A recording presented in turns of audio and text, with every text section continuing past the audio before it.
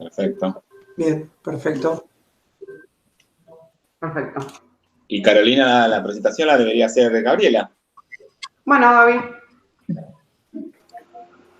Bueno, buen día a todos. Estamos en la defensa de la tesis doctoral de Cynthia Schenkel. Su tema de tesis es la erosión del suelo y su influencia en la dinámica de la vegetación de la estepa magallánica seca. Su comité de tesis está integrado por Gabriel Oliva en calidad de director, César Rostaño en calidad de codirector y Mario Castiglione como consejero. Y en particular queremos destacar la presencia de los doctores Martín Aguiar en calidad de jurado, Mariano Méndez y Silvia Aymar. Les agradecemos en forma importante su rol como jurado de todo este proceso de defensa. Y brevemente comentamos cómo es la dinámica de la defensa. Inicialmente realiza su exposición la tesista, Cynthia, y luego hay un intercambio de preguntas y comentarios entre el jurado y la tesista. Están participando también de la defensa el doctor Gustavo Madoni, en carácter de director de la Escuela para Graduados, y Carolina Sá, en asistencia técnica. Mi nombre es Gabriela Veledo y participo como secretaria de la Comisión de Doctorado. Luego del intercambio de preguntas y comentarios entre el jurado y la tesista, invitamos a retirarse a Cynthia de la conexión y queda el jurado a solas, participando también el director de la tesis, con voz pero sin voto, en el desarrollo del dictamen. Y bueno, damos comienzo entonces a la defensa. Adelante, Cynthia. Bueno, muchas gracias y bueno, voy a compartir la presentación para empezar. Generalmente hablo muy rápido, así que cualquier cosa me indican que frene. Bien. Bueno. ¿Ahí se ve bien? Perfecto. Bueno. Sí, perfecto. Sí, está llegando. Bárbaro. Entonces espero un poquito como para que todos... Bueno, como ya dijo Gabriela, el título de mi tesis es La erosión del suelo y su influencia en la dinámica de la vegetación de la estepa magallánica seca. Mi comité asesor está formado por el doctor Gabriel Oliva de la UMPA, el doctor Mario Rostaño del CENPAD y el doctor Mario Castiglione de la UBA. La tesis está organizada en 5 capítulos. El primer capítulo es un capítulo introductorio, donde se describe el marco teórico, la situación problema y el área de estudio. En los capítulos 2, 3 y 4 están formados por una introducción, se describe la metodología utilizada, los resultados obtenidos y una discusión. En este caso, para la presentación, por una cuestión de tiempo, voy a hacer una discusión final en la que incluya todas las conclusiones del trabajo. Y en el capítulo 2 y 3 se evalúa a escala de paisaje evidencias de procesos erosivos en la cartografía de suelo y de vegetación. En el capítulo 4, que está relacionado a la parte de la dinámica de la erosión eólica, se evalúa a escala de sitio y de parcelas la captura de sedimentos y perfiles de viento a distintos niveles de carga ganadera. Y en el capítulo 5 es una síntesis y se integran los resultados obtenidos en los capítulos 2, 3 y 4. La erosión eólica es un proceso natural geológico que puede verse acelerado por la intervención humana con prácticas inadecuadas en los ecosistemas y que hacen que estas tasas se aceleren 2,5 a 1000 veces en relación a las naturales. Se estima que el 46% de la superficie de la Tierra corresponde a tierras secas y por lo tanto están sujetas a procesos de erosión eólica.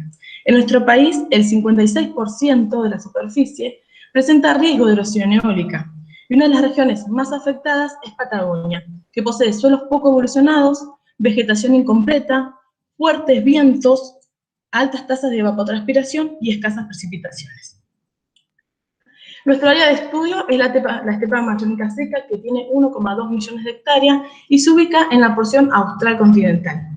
Es la tercera área ecológica de Patagonia en cobertura vegetal, productividad primaria y diversidad.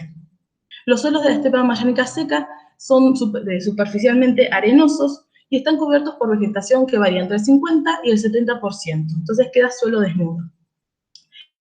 Las precipitaciones medias varían entre 170 y 200 milímetros anuales. Las temperaturas medias mínimas ocurren en invierno y van de 0 a menos 6 grados centígrados, y las máximas ocurren en verano y van de 10 a 12 grados centígrados.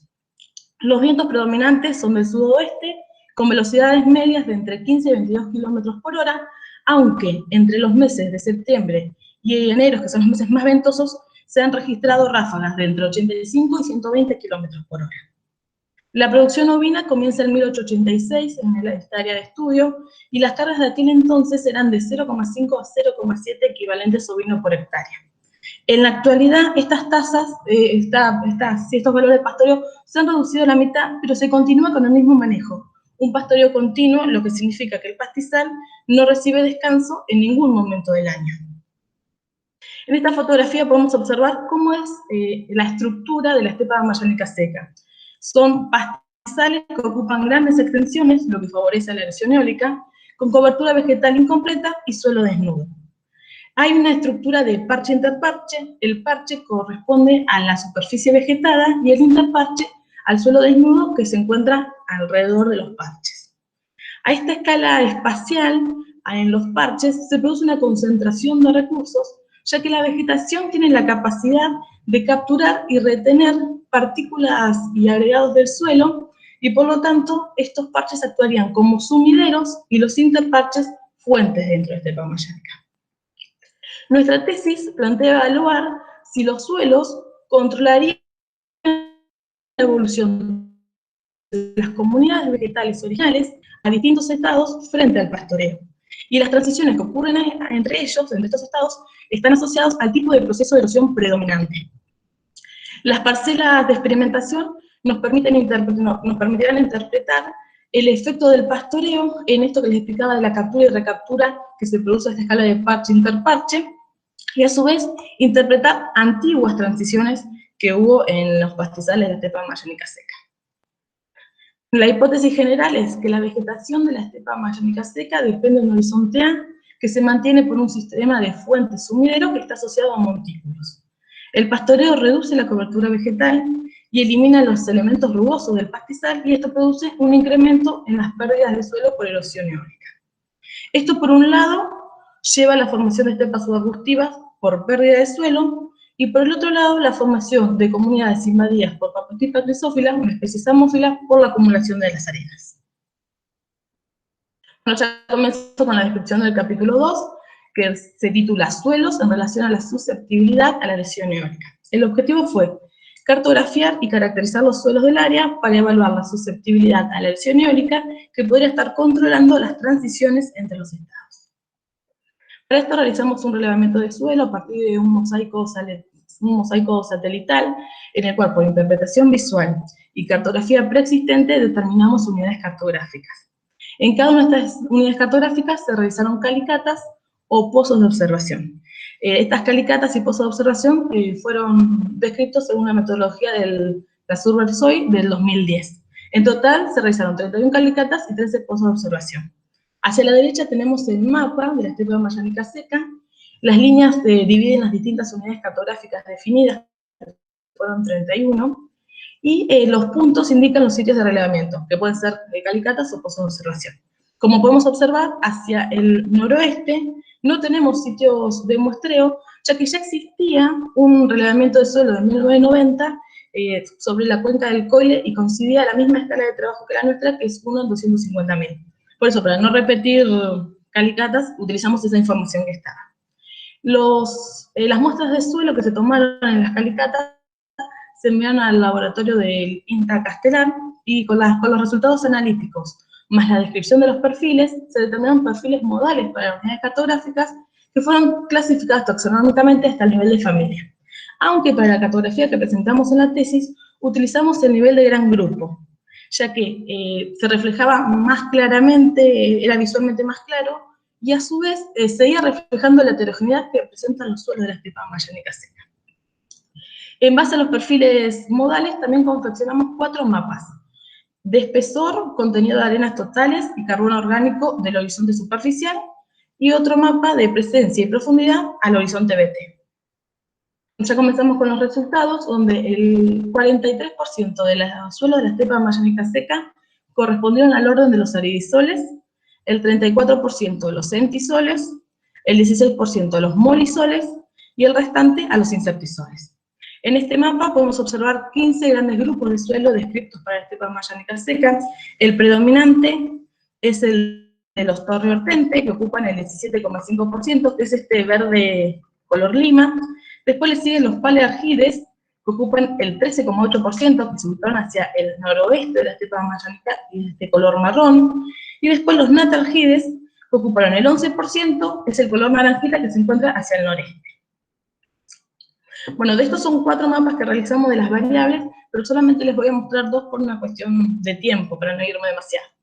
En este caso es el de contenido de arenas totales para el horizonte superficial. Los rangos de porcentaje de arena los determinamos en función de las clases texturales de suelo. En este mapa observamos que aproximadamente el 70% del área de estudio presenta más del 70% de arenas totales en su horizonte superficial. Y solamente un 3% de la estepa amazónica seca, que se ubica hacia el noreste, tiene menos del 50% de arenas totales en su horizonte. En este mapa tenemos la presencia y profundidad del horizonte, al horizonte BT. Bueno, en color blanco nos está indicando que no hay BT. Entonces podemos notar que el 50% de la estepa amazónica seca presenta un horizonte BT, y en su gran mayoría está entre los 20 y 50 centímetros de profundidad. Bueno, ya comienzo con el capítulo 3, que es el de estados y transiciones de la vegetación de la estepa amazónica seca, y el objetivo fue clasificar y mapear las principales comunidades e interpretarlas en función de modelos de estados y transiciones, poniendo especial énfasis en el rol de los suelos y los procesos erosivos en las transiciones. En esta fotografía es como que tenemos más zoom de las que anteriores les mostré. Podemos observar el interparche, que en realidad corresponde al suelo desnudo, y dentro del parche vegetado podemos diferenciar 3 tipos de vegetación. El coironal, que son gramíneas de mediano porte que tienen entre 7 y 21 centímetros de altura, y las más importantes son Festuca gracilima y Papostipa crisófila. El intercoironal, que son graminoides, hierbas y gramíneas de mediano porte, que tienen entre 3 y 6 centímetros de altura. Y por último, los subarbustos, que son leñosas rastreras, que generalmente forman cojines, que no superan los 10 centímetros de altura. Y la más importante en estos pastizales es Nardophyllum bryoide. Los modelos de estados y transiciones comenzaron a utilizarse en 1989 por Westhoff y colaboradores para representar procesos y cambios en las comunidades vegetales asociadas a la degradación de los pastizales. Bueno, los modelos están formados por estados y transiciones. Un estado representa una comunidad relativamente estable y se diferencia de otra por su estructura, cobertura vegetal y diversidad.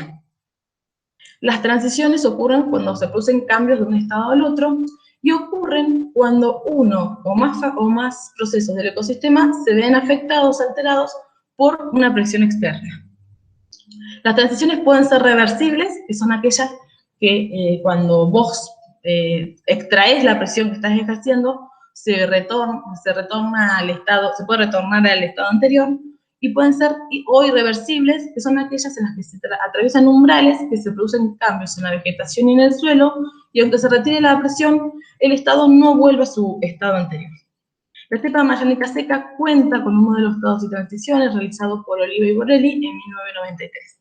En este esquema, la flecha de arriba, de derecha a izquierda, indica una menor cobertura de pastos cortos, y la flecha que se encuentra hacia la derecha, de arriba hacia abajo, indica una disminución en la cobertura de Festuca gracilima y un incremento en los subarbustos. Ellos en total definieron 7 estados y 11 transiciones. De esos estados, el de mayor conservación es el de pastizal cerrado de Festuca gracilima, el 1, y terminan en un estado de máxima degradación, que son las estepas subarbustivas de Nasoioglissina y Papostipa. Ellos tienen transiciones irreversibles, que son las que están verticales, y implican una intensidad de pastoreo. Y después tenemos transiciones reversibles, que son las que se encuentran acá de manera lateral, y estas implican un descanso del pastizal que le permite que se recupere, una disminución de la carga ganadera, o condiciones favorables climáticas de pastos cortos. Este modelo de estados y transiciones se realizó para una quinta parte de la estepa amazónica seca, no consideró el tipo de suelo ni la acumulación de sedimentos eólicos. Nosotros realizamos un relevamiento de vegetación que a partir de un mosaico satelital, el mismo que usamos para el relevamiento de suelo, se realizó una clasificación no supervisada con herdas, definiendo 20 clases de manera automática, y en cada una de estas clases se realizó 2 o más relevamientos para capturar la distribución espacial que tenían las clases. Las clases que correspondieron a arbustales o mallines se descartaron del análisis. En total se realizaron 103 censos que fueron clasificados en grupos funcionales y especies indicadoras. Las especies indicadoras fueron Festuca gracilima, Papostipa crisófila, Nardophyllum umbroide y Nasabia glycina. Y el grupo funcional en realidad fue el de los pastos cortos, subarbustos en el que se excluían Nardophyllum y Nasabia. Estos 103 censos clasificados en especies indicadoras y grupos funcionales se les realizó un análisis de conglomerado. Y los grupos obtenidos de este análisis no coincidieron totalmente con los estados descritos en el modelo para la estepa amazónica seca. Por lo tanto, planteamos un modelo de estados y transiciones alternativo que contemple estas comunidades no descritas en el modelo anterior y otros cambios. Luego realizamos la cartografía de este nuevo modelo con herdas. Y también mapeamos la distribución de Nardophyllum umbroide y Papostipa crisófila, ya que en los censos observábamos una especie excluía a la otra. Bueno, en esta diapositiva podemos observar el dendrograma de censos obtenidos del análisis de conglomerados a partir de una distancia de Brown-Blanquet utilizando el método de promedio. 4 de los 10 grupos que se definió en el análisis de conglomerado no tuvieron correspondencia con los estados en el modelo de Oliva y Borelli. Y otros 3 grupos, el 1, el 5 y el 8, estuvieron agrupando estados del modelo de Oliva y Borelli. Por lo tanto, nosotros planteamos un nuevo estado, que este es el esquema. En la flecha que encontramos hacia la izquierda, de arriba hacia abajo, hay una disminución de Festuca gracilima y un incremento de subarbustos. Y en la flecha de arriba, de la izquierda a la derecha, hay un incremento de sedimentos eólicos y en la cobertura de Papostipa crisófila. Nosotros definimos 5 estados y 7 transiciones. Todas nuestras transiciones fueron irreversibles, lo que significa que sí o sí hubo cambios fisionómicos.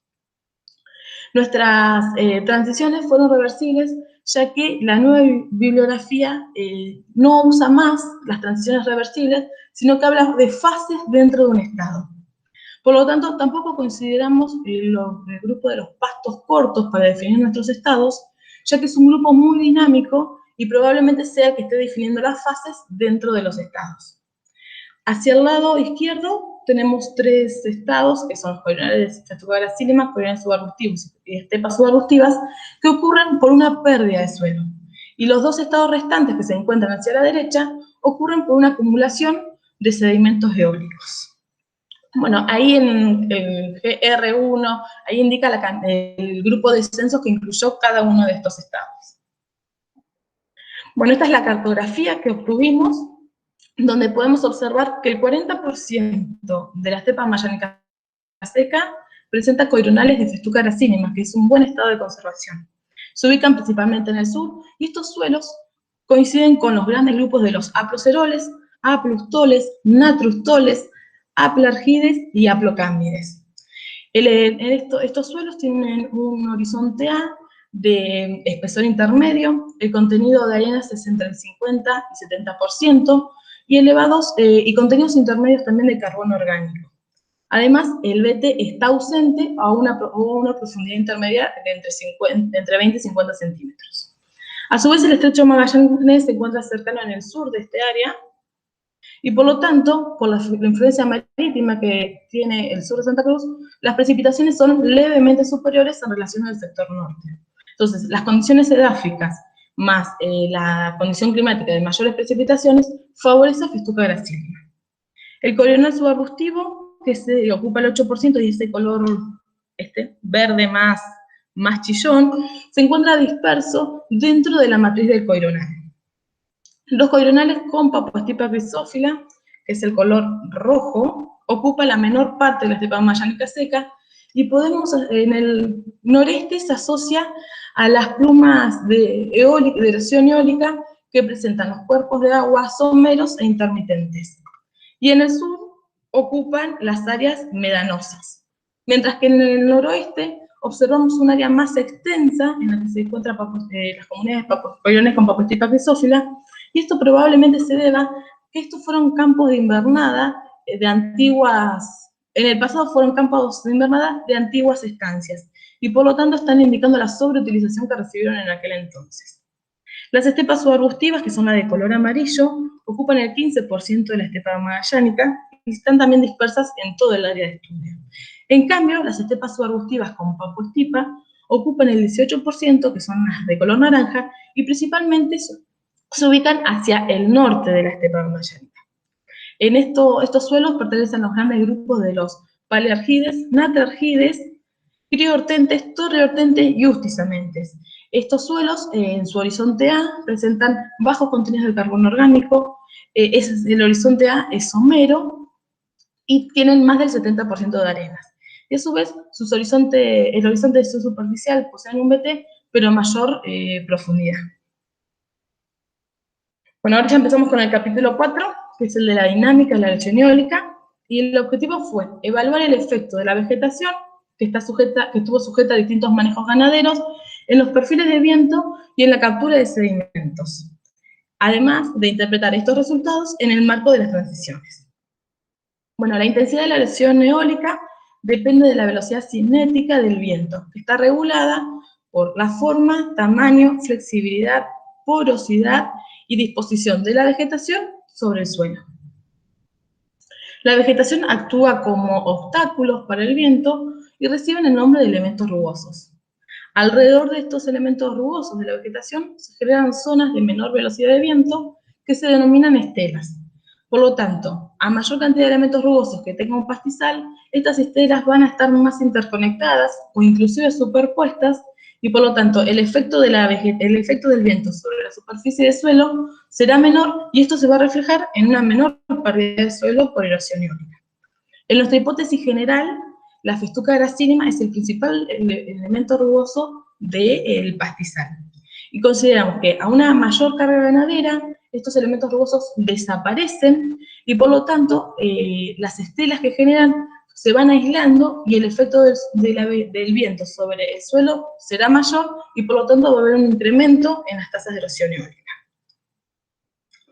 Bueno, para este capítulo, nuestro sitio de estudio es la estancia Moya de Quechico, que se encuentra a 60 kilómetros al noroeste de la ciudad de Río Gallegos. Los pastizales fueron clasificados como coronales subarbustivos según nuestro modelo de estados y transiciones, y los suelos descritos para el área corresponden a los natargides séricos, que tienen un horizonte AN1, AN2 y un BT que aparece a los 25 centímetros de profundidad. Nosotros partimos, esto es bastante complicado, a ver si me entienden, partimos de un ensayo preexistente que estuvo entre 1986 y 2000, que tuvo 3 niveles de carga: alta, baja y nula. En el 2000 este ensayo finaliza, y en el 2001 marcan en cada nivel de carga histórica 3 parcelas que fueron clausuradas. Estas parcelas tenían 20 por 20, y marcaron con estacas sus pares que estuvieron pastoreados hasta la actualidad, hasta 2019. Por lo tanto, nuestro esquema de ensayo es este último, donde tenemos 3 niveles de carga: alta, baja y nula, y a su vez tenemos por cada nivel de carga 3 parcelas clausuradas desde 2001 hasta 2019 y 3 parcelas pastoreadas desde ese entonces. Bueno, agregamos también en el mayo de 2018 para nuestro ensayo esta parcela que tenía 20 por 20, que es una parcela de remoción total de la vegetación. En esta fotografía se puede observar cómo quedó la parcela luego de la eliminación del trabajo. Bueno, también se instaló una estación meteorológica que midió dirección y velocidad de viento, radiación, temperaturas y precipitaciones cada 1 hora. En todas las parcelas se tomaron muestras de suelo diferenciando parche interparche a 2,5 centímetros de profundidad para determinar textura. También se tomaron muestras sin disturbar para luego con también rotativo determinar distribución de agregados en secos y fracción erosionable, y se leyeron transectas transectas fijas que habían en cada una de las parcelas, transectas fijas de vegetación, con 250 puntos. Bueno, para evaluar, esta es la parte de los colectores de sedimentos que se instalaron para evaluar a escala de sitio en la captura de sedimentos parcelas de erosión. Estas parcelas de erosión están estandarizadas y instalamos en cada uno de los niveles de carga 4 parcelas de estas de erosión. 3 parcelas de erosión se instalaron en las parcelas que estaban pastoreadas desde 2001 a 2019. Y una sola de estas parcelas de erosión se instaló en una parcela clausurada de 2001 a 2019. Estas parcelas tuvieron 2 mástiles, un mástil que se ubicó a la entrada, que era que estaba en dirección oeste, y otro a la salida, que era el este. También se instaló una parcela de erosión en el área que habíamos eliminado la vegetación en su totalidad. Las parcelas de erosión estuvieron instaladas desde mayo 2018 a mayo 2019, y los sedimentos que ellos recolectaron se juntaron en 4 fechas: en octubre 2018, diciembre 2018, marzo 2019 y mayo 2019. La primera fecha se eliminaron los datos ya que el set era incompleto porque tuvimos muchos inconvenientes con el tema de que los colectores se nos volaban. La cantidad de sedimentos recolectados se calculó por el área de abertura que tienen los colectores para cada una de las alturas. Y luego, con un programa, se integró de los 13,5 centímetros a los 150 centímetros. Y también se calculó la cantidad neta de sedimentos erosionados en cada una de estas parcelas, haciendo la diferencia entre el colector de salida y el colector de entrada. Bueno, como también evaluamos a escala de parcela la captura de sedimentos y los perfiles de viento, utilizamos para esto un túnel de viento portátil. El túnel de viento portátil es igual al que tienen en la Facultad de Agronomía de La Pampa, solamente que la diferencia está que la sección que ustedes tienen de chapa, que une la hélice con la placa privada, en este caso le hicimos de lona por una recomendación de Omar Andriani. Bueno, para cada uno de los niveles de carga, alta, baja y nula, seleccionamos una parcela clausurada y una parcela pastoreada. Y en cada una de estas parcelas marcamos 3 subparcelas. Las subparcelas tenían 50 centímetros de ancho y 4 metros de largo, que coinciden con la sección de medición del túnel, es esta, la E. Y lo que se hizo en esas subparcelas que habíamos marcado para luego hacer las simulaciones, se tomaron fotografías para después con un programa fotográfico calcular la cobertura por grupo funcional. Además, se tomaron el diámetro, la altura y la distancia que existían entre las fisuras gracínimas para determinar la rugosidad con la ecuación de Rauch. En las parcelas que estuvieron las parcelas clausuradas se realizaron 2 tipos de simulaciones. Una sobre la vegetación natural, o sea, llegábamos y poníamos el túnel sobre la vegetación intacta, pasaban 15 minutos, que es lo que duraba la simulación, y luego juntábamos suelo del área y se lo agregábamos adentro del túnel en la sección de chapa, acá en la D. En realidad agregábamos 4 kilos de suelo, lo que equivalerían a 20.000 kilos por hectárea. Eso fue para las parcelas clausuradas. En las parcelas pastoreadas se realizaron estas 2 tipos de simulaciones, pero además se agregó una en que se eliminó la vegetación por completo, la que llamamos remoción. Esta remoción de la vegetación se realizó solamente en las parcelas pastoreadas para no estropear las parcelas clausuradas, ya que algunas tenían 35 años de clausuradas ya. Bueno, la cantidad de sedimentos recolectados se calculó de la misma manera que las parcelas de erosión, solamente que la integral fue de 0 a 1 metro, y la cantidad de sedimento retenido por la vegetación, que es el que obteníamos con los sedimentos agregados, o sea, la simulación con agregado de suelo, se obtuvieron haciendo por regla de 3 simple la relación entre el suelo agregado y el suelo capturado en los colectores. Bueno, como ya dije, las simulaciones duraban 15 minutos, y a la salida del túnel, que era lo más importante, me estoy olvidando, teníamos 2 mástiles. Uno que tenía colectores que estaban a los 7, 20, 36, 53, 66 y 84 centímetros de altura, y otro mástil que tenía los tubos pitot, que son los que registraron la velocidad de viento, que estaban a los 10, 20, 30, 50 y 80. Los tubos pitot registraban la velocidad cada un segundo. Bueno, en la primera fotografía se puede observar que usábamos una de las ventanitas del túnel de viento y agregamos con la bolsita donde hemos juntado los 4 kilos de suelo que nos habíamos pesado previamente, cerrábamos la ventana, comenzaba la simulación y bueno, se volaba en su totalidad el suelo. Y en la segunda fotografía tenemos cómo fue la remoción de la vegetación. 2 o 3 removían la vegetación, otros 2 estábamos atentos, dábamos vuelta al túnel para perder por el viento natural la menor cantidad posible de sedimentos. Ya comenzamos con los resultados. En esta diapositiva tenemos 3 gráficos que corresponden a las fracciones granulométricas. En el eje Y tenemos las fracciones granulométricas de más fina hacia más gruesa. En el caso del gráfico A es para los distintos niveles de carga históricas, 1986-2000. En el gráfico B es para las parcelas clausuradas versus las pastoreadas de 2001 a 2019. Y el gráfico C compara parche interparche. En el gráfico A, las barras color verde representan las parcelas que estuvieron excluidas del pastoreo, en color celeste las que tuvieron baja carga, y en color rojo las que tuvieron alta carga. Podemos observar que las parcelas que tuvieron baja carga presentaron mayor proporción de fracciones finas, arcilla, limo y arenas muy finas, mientras que las que tuvieron alta carga en este mismo periodo de tiempo presentaron mayor porcentaje de arenas gruesas y arenas medias, aunque las diferencias estadísticas solamente estuvieron para los limos y las arenas muy finas. En el gráfico B, las parcelas clausuradas, que son la barra verde, y las pastoreadas están representadas por la barra color ocre. Podemos observar que las parcelas clausuradas, igual que las que tuvieron nula carga entre 1986 y 2000, presentaron mayor proporción de fracciones finas, arcilla y limo, mientras que las que estuvieron pastoreadas presentaron mayor proporción de arenas gruesas. Y en este caso no hubo diferencias significativas para ninguna de las fracciones. En el gráfico C, el verde más oscuro representa los parches y el marroncito clarito el interparche. Y podemos observar que hay una relación inversa de textura.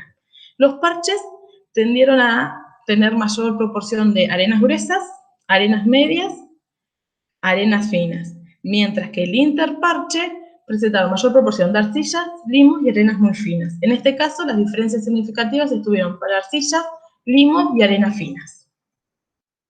Bueno, acá en esta diapositiva tenemos, con estos 2 gráficos podemos observar el efecto del pastoreo sobre la cobertura vegetal. Tenemos el suelo desnudo, cobertura vegetal, festuca gracílima, pastos, hierbas y subarbustos. En el primer gráfico es para los distintos niveles de carga histórica, y en el segundo para comparando el pastoreo reciente de parcelas clausuradas y parcelas pastoreadas.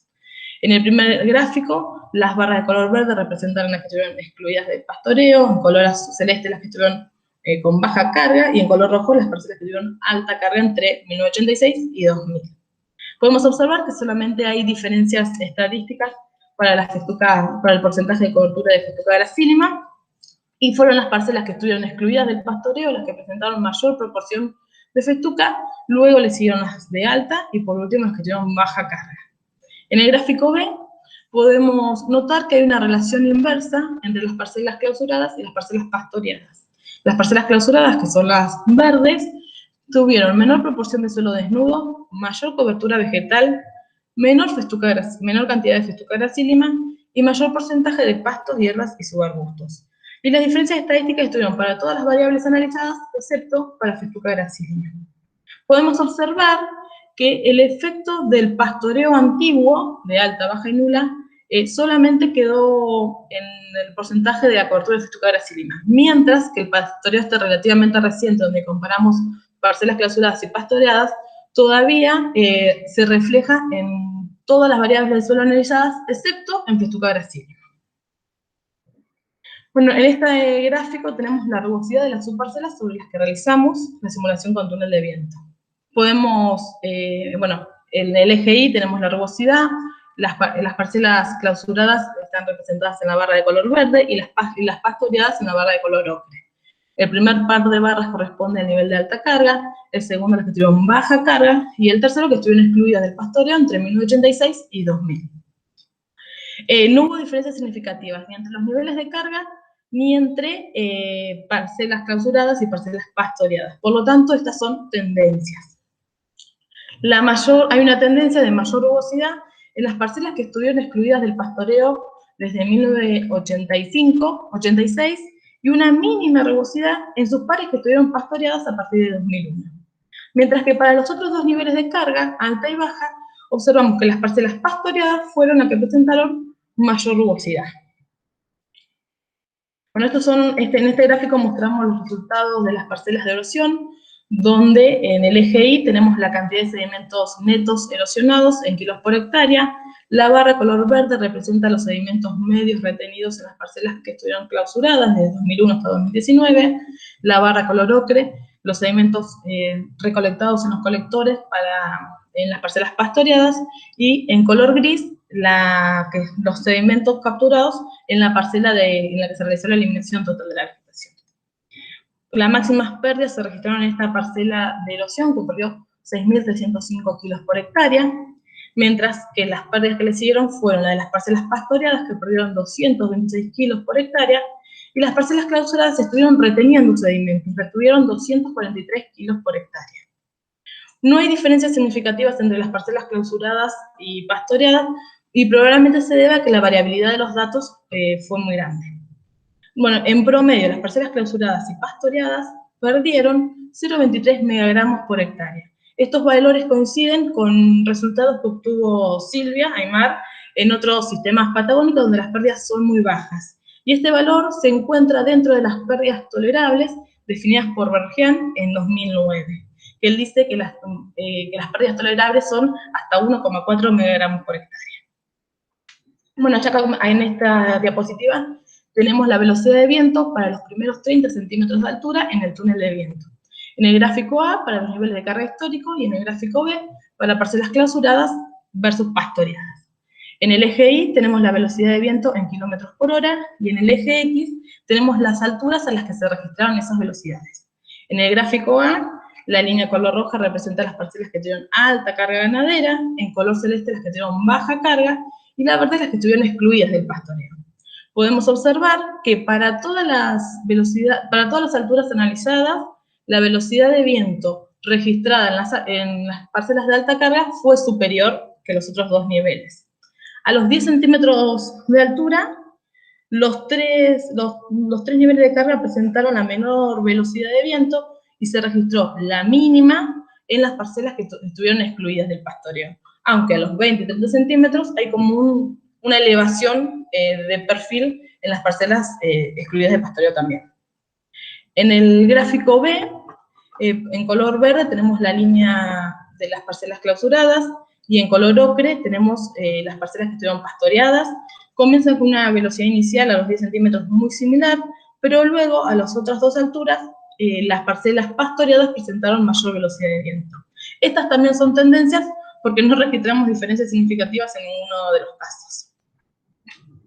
En este gráfico comparamos el perfil de viento obtenido en las simulaciones sobre la vegetación natural, que es la línea verde, y el de en las simulaciones con eliminación de la vegetación, que llamamos remoción, que es la línea marrón. Bueno, les recuerdo que en este gráfico solamente están representadas las simulaciones sobre la vegetación natural en las parcelas pastoreadas y la remoción que solamente se hizo en las parcelas pastoreadas. En el eje Y tenemos la velocidad en kilómetros por hora y en el eje X nuevamente tenemos las alturas en las que se registraron esas velocidades. Podemos observar que a los 10 centímetros la eliminación total de la vegetación incrementó significativamente la velocidad de viento en relación a la obtenida de la vegetación natural. A los 10 centímetros la vegetación natural registró 17 kilómetros por hora, mientras que en la vegetación, con la eliminación de la vegetación, fue de 32 kilómetros por hora. A los 20 centímetros, esta diferencia continúa, pero ya no es estadísticamente significativa, y a los 30 centímetros desaparece. El análisis de los tres perfiles de viento que les mostré nos permite notar que luego de los 10 centímetros de altura, la influencia de la vegetación en el perfil de viento es menor. Bueno, ahora comenzamos con los sedimentos que fueron capturados en el túnel de viento, en el gráfico A, para el nivel de carga histórica, y en el gráfico B, parcelas clausuradas versus las parcelas pastoreadas. En el eje Y tenemos la cantidad de sedimentos erosionados en kilos por hectárea. En el gráfico A, la barra roja representa las parcelas que tuvieron alta carga, las celestes las que tuvieron baja carga, y las verdes las que tuvieron nula carga. Podemos observar que a mayor nivel de carga histórica, menor es la cantidad de sedimentos erosionados. Por lo tanto, las parcelas de alta carga perdieron 105 kilos, mientras que las que estuvieron excluidas del pastoreo perdieron 431 kilos por hectárea. En el caso de las parcelas clausuradas, que es la barra verde, perdieron 150 kilos, y las pastoreadas, que es la barra ocre, perdieron 350 kilos. En estos dos gráficos ocurre lo contrario. En el gráfico B, las parcelas clausuradas fueron las que menos perdieron, mientras que en el gráfico A, las que estuvieron excluidas del pastoreo fueron las que más perdieron. Esto también son tendencias porque no tuvimos diferencias significativas.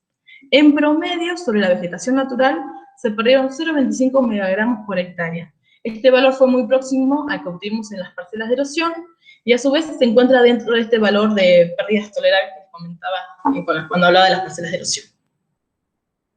En este gráfico estamos comparando los sedimentos capturados en el túnel de viento para las simulaciones con eliminación de la vegetación, que es la barra gris, versus las de vegetación natural, que es la barra de color verde.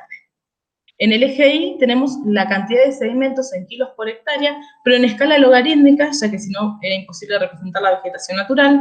El primer par de columnas corresponde al nivel de alta carga en el pasado, el segundo las que tuvieron baja carga, y el tercero que estuvieron excluidas del pastoreo desde 1986 hasta 2000. Podemos notar que para todos los niveles de carga, la cantidad de sedimentos erosionados por remoción fue superior que los movilizados en la vegetación natural. Y a su vez, a mayor nivel de carga histórica, mayor fue la cantidad de sedimentos removidos. La mayor pérdida fue la de alta carga, que perdió 56.226 kilos por hectárea, le siguieron las de baja carga con 36.700 kilos, y por último las que tuvieron nula carga, que perdieron 10.721 kilos. En promedio, con la remoción de la vegetación se perdieron 34 megagramos por hectárea. Y esto sí, esta cantidad de sedimentos sí está por encima de las pérdidas tolerables que les vengo mencionando anteriormente. Y a su vez fueron 136 veces superiores que las pérdidas en la vegetación natural. Este es el último gráfico que ya les muestro en la tesis, donde podemos observar el porcentaje de sedimentos retenidos en la vegetación cuando en las simulaciones de túnel de viento agregamos suelo. En el eje Y tenemos el porcentaje de sedimentos retenidos. Las barras color verde representan las parcelas que estuvieron clausuradas del pastoreo de 2001 a 2019, y en color ocre sus pares pastoreados. El primer par de columnas corresponden al nivel de alta carga, el segundo al de baja, y el tercero a la de nula. Podemos observar que las parcelas que estuvieron clausuradas retuvieron entre el 40 y el 50% de los sedimentos que agregamos, que es un montón, porque serían aproximadamente 10 megagramos por hectárea.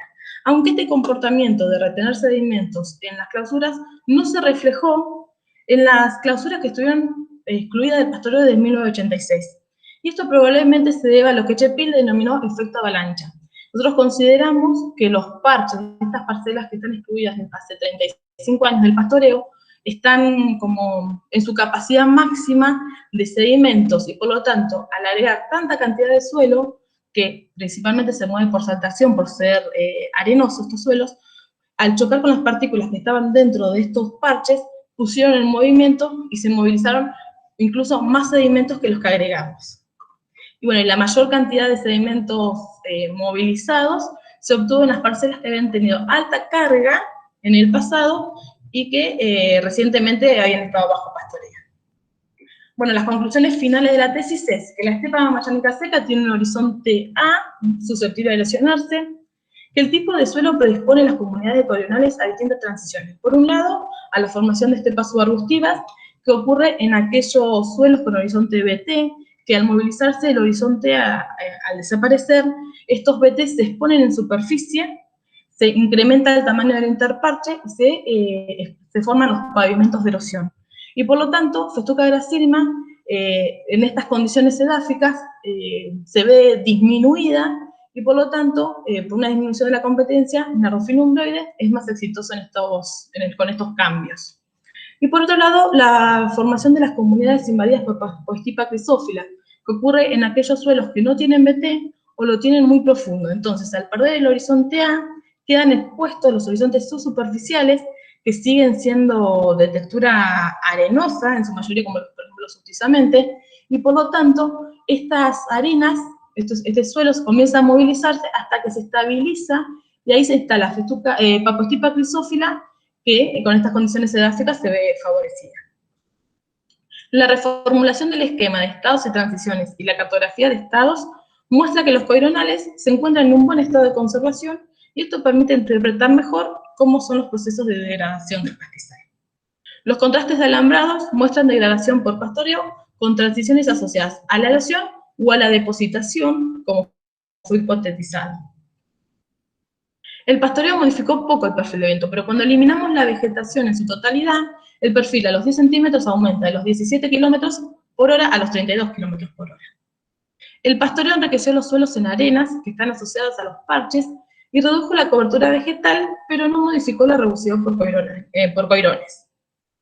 Independientemente del pastoreo, en las parcelas de erosión y en las simulaciones con túnel de viento se generan pocos sedimentos, pero cuando se produce la eliminación, la remoción total de la vegetación, estas pérdidas se incrementan significativamente. Nosotros en nuestra hipótesis general habíamos considerado a Festuca gracilima como el principal elemento rugoso del coironal. Y en realidad nuestros resultados nos están mostrando que estuvimos subestimando el efecto del intercoironal de los arbustos en actuar como una barrera primaria, reteniendo y capturando los sedimentos que se están movilizando, sedimentos y agregados que se están movilizando por rodación y saltación. Más allá que probablemente tengan una estela pequeña, pero son importantes en la contención de los sedimentos. Por lo tanto, deberíamos hablar de una matriz rugosa constituida por elementos de mayor tamaño, como Festuca gracilima, y de menor porte. La vegetación intacta tiene la capacidad de capturar sedimentos. Esto lo observamos en las parcelas de erosión que estuvieron clausuradas, que retuvieron 0,2 megagramos por hectárea, y en las simulaciones de túnel de viento en las que agregamos suelo, en que las parcelas en promedio retuvieron el 50%, lo que significa que son más o menos unos 10.000 megagramos por hectárea. Todo esto demuestra la importancia de mantener la vegetación para controlar la erosión y estimular la recaptura de sedimentos en estos sistemas que dependen de un horizonte A que es rico, pero que es fácilmente erosionable. Bueno, y me queda solamente agradecer a todas las personas que formaron parte de la tesis. No sé si mencionarlo, si me da el tiempo. ¿Hola? Ah, tengo que estar. Hola. Con el tiempo está perfecto. Bueno, hablé muy rápido, no espero que me hayan entendido, pero bueno, entre los nervios y querer decir todo y que todo es importante para mí.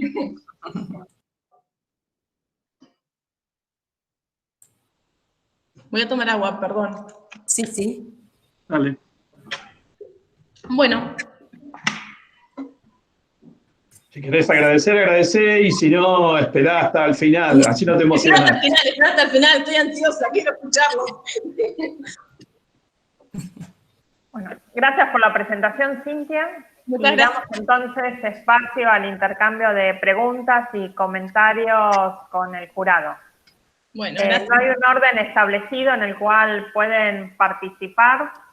La sugerencia es que para evitar cualquier inconveniente eventual con la conexión, inicialmente cada uno de los integrantes del jurado realice alguna pregunta y luego hacemos un espacio abierto de intercambio entre todos. Dale. Yo propongo que sean Mariano y Silvia los que empiecen, que son los expertos en suelo. Yo acá aporto, pero muy poquito en realidad, ¿no? La tesis me parece que fundamentalmente tiene que ver con ciencias del suelo, entonces yo preferiría que ellos empezaran, así tienen oportunidad. Adelante, Silvia, si deseas con tu Bueno, pregunta inicial. Sí. Sí, Bueno, muy bien la presentación, te has ajustado en el tiempo correcto. Me costó. La tesis tiene mucho trabajo de campo, mucho trabajo de campo, de laboratorio. Siempre quedan algunas preguntas para hacer. Sí. Te quería consultar, ¿por qué te parece, Cintia, que en condiciones naturales, cuando se ha tenido alta carga en las clausuras, esas parcelas actuaron como sumidero y que no pasó lo mismo cuando la carga fue nula, porque supuestamente uno esperaría que tal vez fuera al revés o que fuera parecido, que dentro de las clausuras. Yo quiero saber si había diferencias en la vegetación. ¿Por qué razón se dio que las parcelas que tuvieran alta carga actuaran como sumideros y no las de baja o nula carga? Ahí me hablas de las parcelas de erosión, ¿no? De las parcelas de erosión, sí, sí, sí. Yo creo que lo primero que nos faltó fue, como viste que en el esquema, en realidad, por cada nivel de carga, tuvimos 3 parcelas de erosión en las parcelas pastoreadas y solamente una parcela en las que estuvieron clausuradas. Entonces, sí, como que no tenemos variabilidad para decir, quizás fue un error o fue algo puntual. En cobertura vegetal no hay, o sea, solamente la diferencia está en el porcentaje de festuca gracílema y el mayor porcentaje está en las que estuvieron clausuradas, o sea, las de nula carga, y después le seguían en el porcentaje de festuca las de alta carga. Pero yo creo que se dio por la ubicación que tenía la parcela. Estaba cerca, que Gabriel me dijo que no lo diga, pero bueno, estuvo cerca de un alambrado que, por decirte, habrá estado a 100 metros de otro campo, que probablemente, como nuestras parcelas eran chicas, capturamos en ese colector de entrada el manejo del campo de al lado.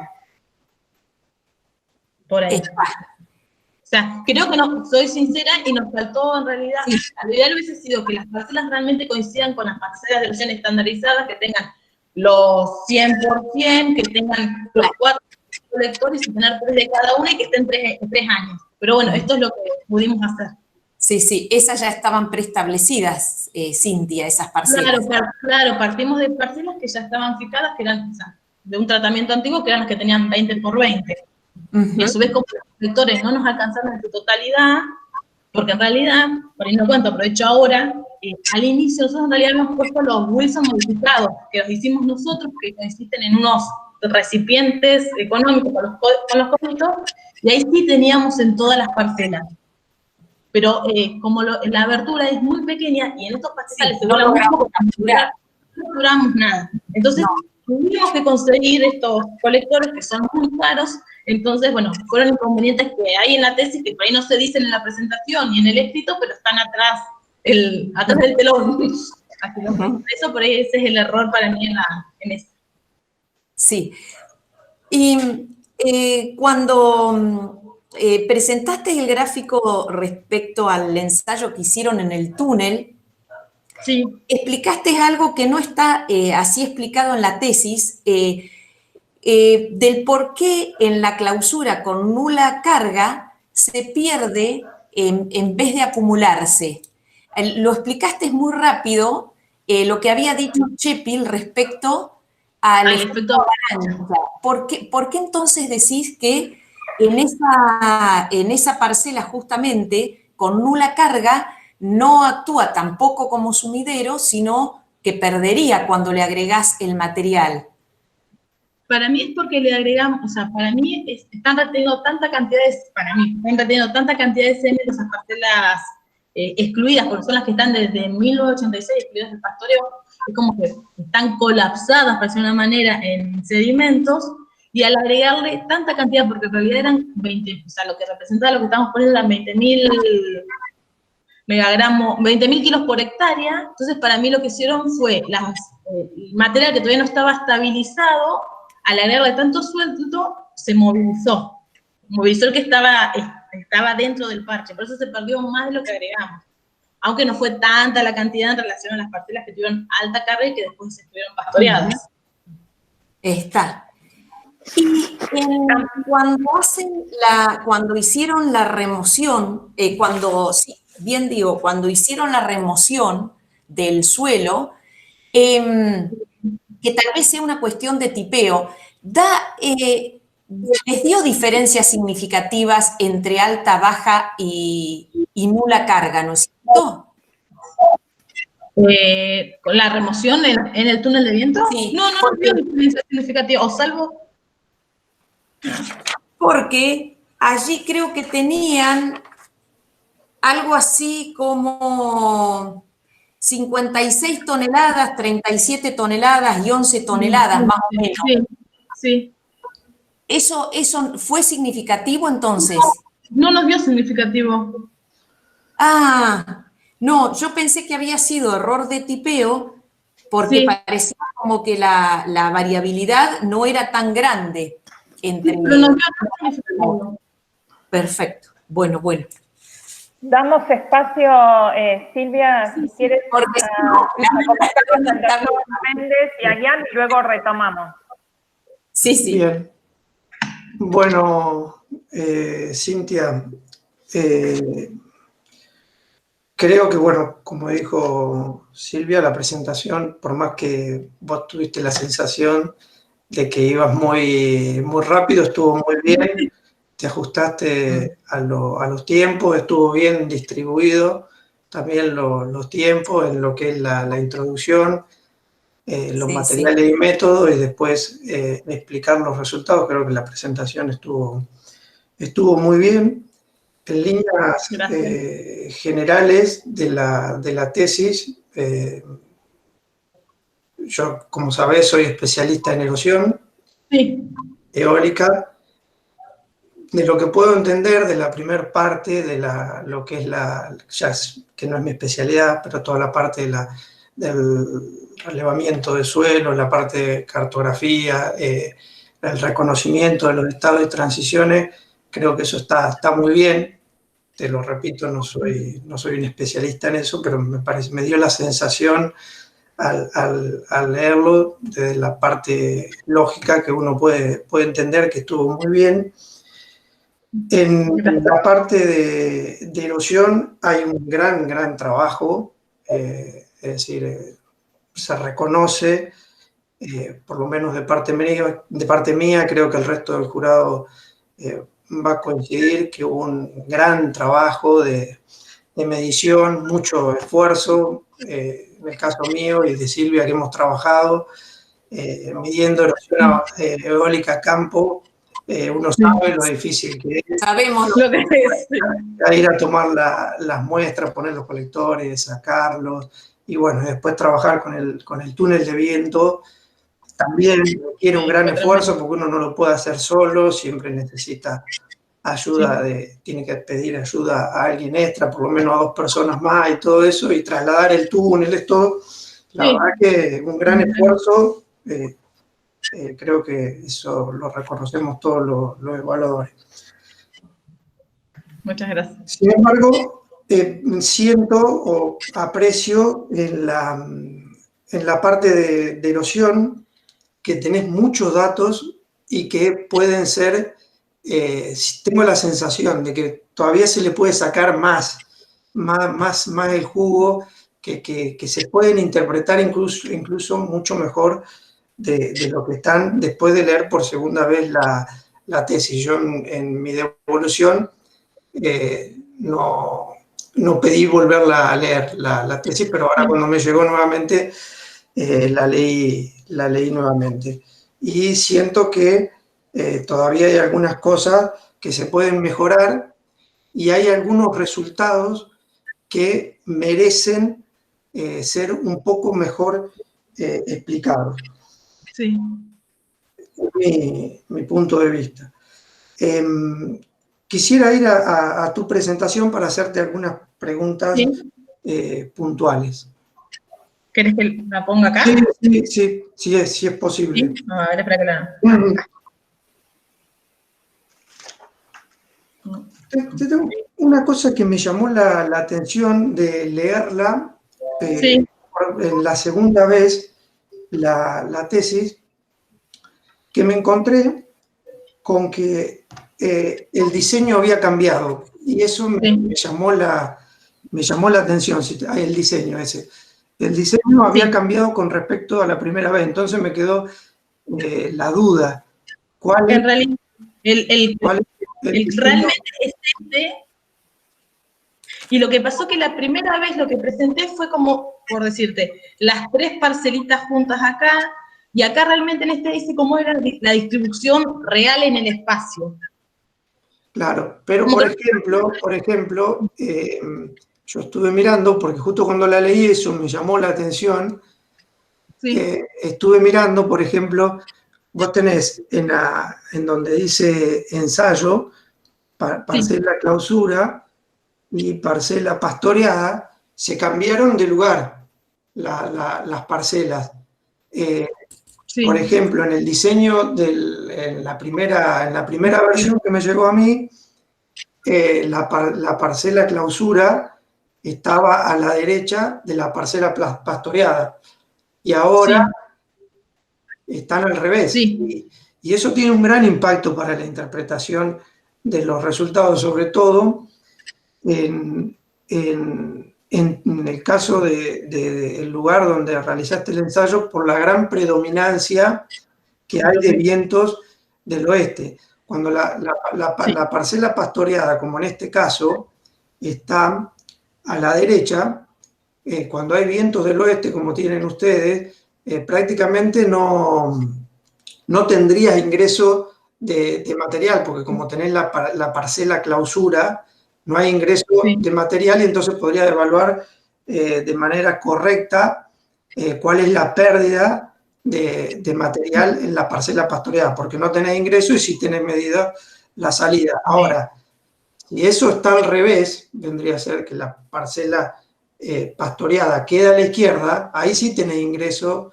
de material, y ahí cambia todo el análisis. La pregunta es, ¿cuál es este el diseño? Es este, sí. Es más, por ahí no lo dije por una cuestión de tiempo, pero en el caso de en los tratamientos de alta y baja carga, la distancia, acá se ve cerquita, pero la distancia entre las parcelas eran más o menos entre 200 metros. En cambio, las parcelas que estuvieron excluidas, o sea, el más chiquitito, las parcelas realmente habían entre una y otra capaz 30 metros de diferencia. Por eso eso va a haber que acomodarlo un poquito para que quede bien. Por eso yo en una de las recomendaciones que te había hecho es que es importante dibujarlo a escala. Es importante, porque si no uno no aprecia. Yo me doy ahí tengo la sensación, por ejemplo, creo que es en baja carga, sí, en baja carga, acá, que la parcela clausura está limitando con el potrero de alta carga. Entonces a la parcela clausura te está entrando material desde la alta carga. Y por ahí es una sensación que yo la tengo de mirar el diseño como está plasmado, y en realidad no lo es, porque entre la parcela clausura de la baja carga y la alta carga, capaz que tenés 500 metros. Sí, es que hay más todavía, Bueno, pero eso uno todo lo puede suponer, pero si hay un buen esquema hecho más o menos a escala, esas cosas las puede interpretar y no quedarse con esa duda, vendría a ser. Que en este caso, yo tengo la posibilidad de conversarlo con vos, y que me podés evacuar la duda, pero la persona que lea después la tesis, por ahí no va a tener esa posibilidad. Sí. Bien.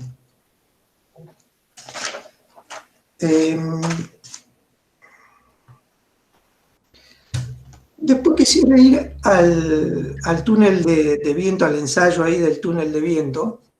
Sí, esa. Sí. Yo veo los colectores no colocados en el centro del túnel, sino a un costado, si mal no veo. Sí. ¿Eso fue así? Sí. De consulto, claro. ¿Y cuál fue el justificativo? Lo pusimos ahí en realidad por una cuestión que, mira, también teníamos puesto el Sensi. No muestro los datos porque no dieron, o sea, no hay nada, lo usamos 2 o 3 veces y no registraba nada, se me cortaban los cables. Así que fue una cuestión de espacio porque no nos entraban. Entre los tubos Pitot con sus cables, los colectores, o sea, como que eran demasiadas cosas, entonces habían quedado de ese lado. Y como ya habíamos empezado a dejarlos de ese lado, mantuvimos todos iguales por una cuestión de mantener la metodología.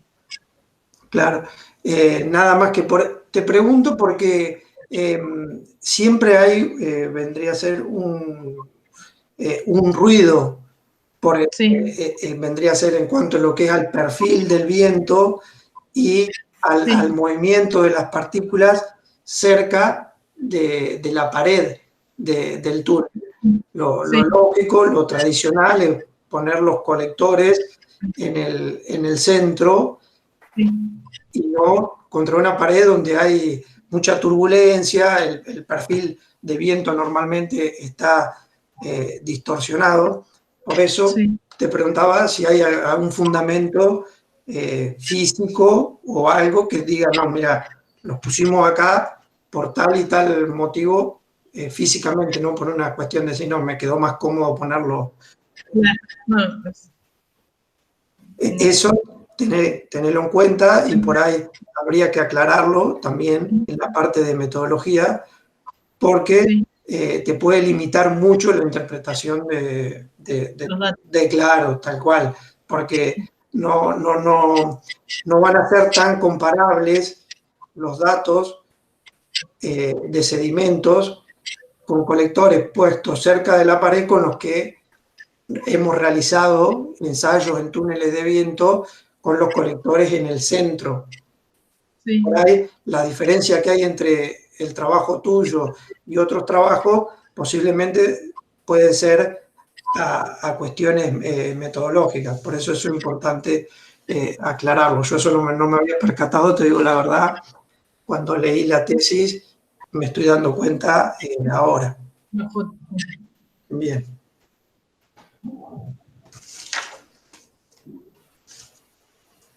Después quisiera pasar al perfil del viento, del túnel de viento. Uno más. Compáralo. Esa. En esta me llama un poco la atención el perfil de viento con remoción.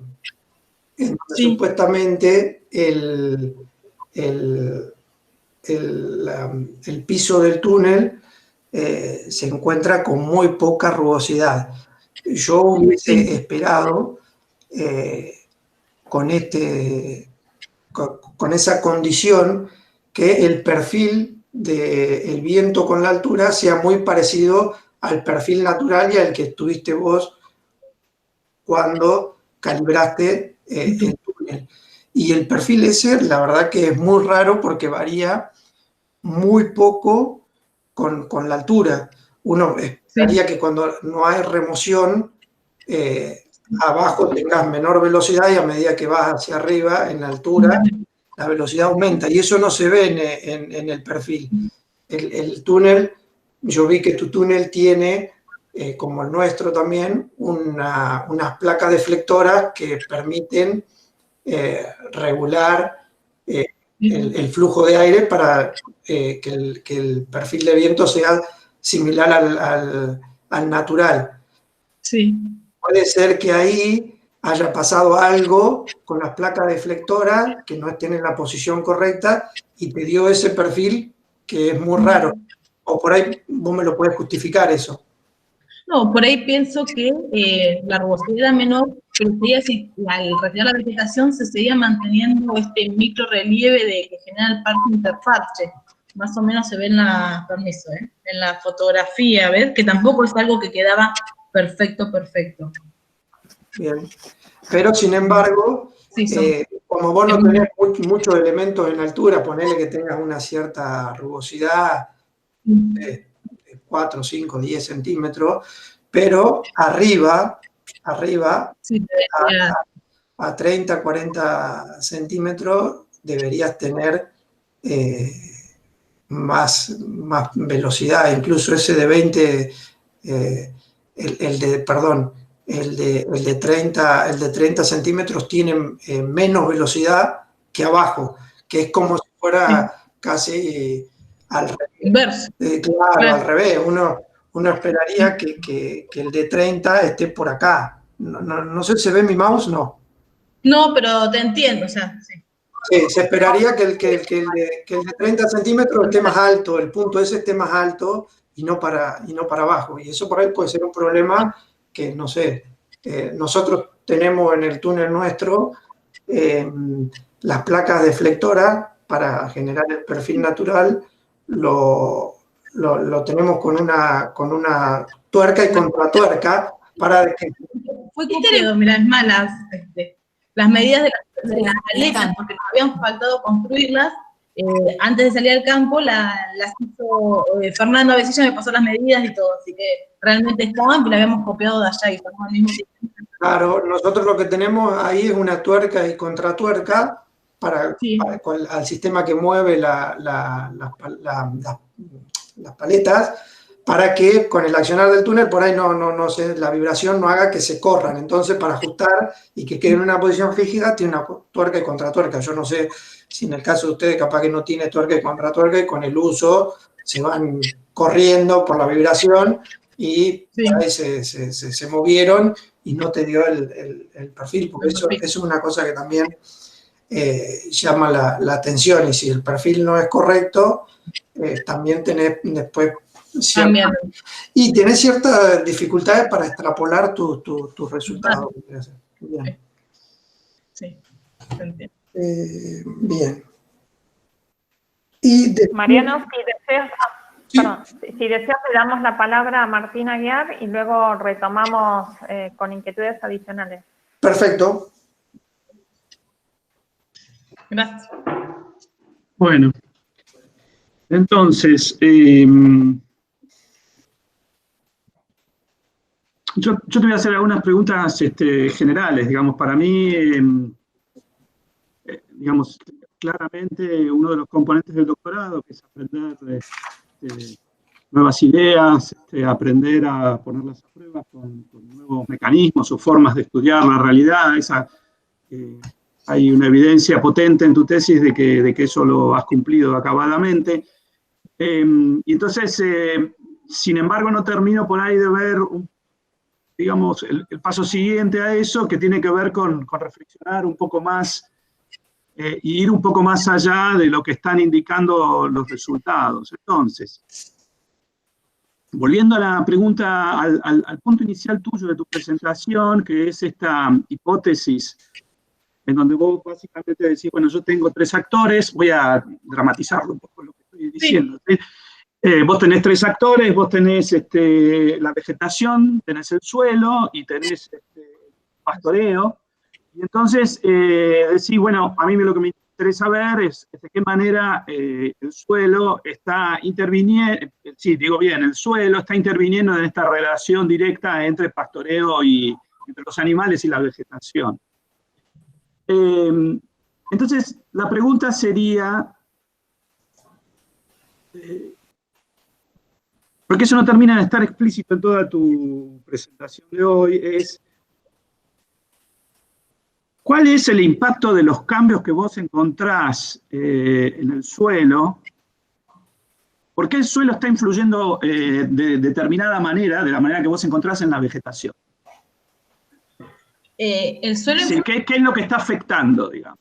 El suelo tiene hay por pastoreo, o sea, el suelo tiene, no sé cómo explicarte, hay condiciones del suelo como la textura, lo que nosotros más notamos en realidad es la presencia o la ausencia de un horizonte BT o la profundidad de ese horizonte, que va a determinar hacia qué comunidad vas a terminar en realidad.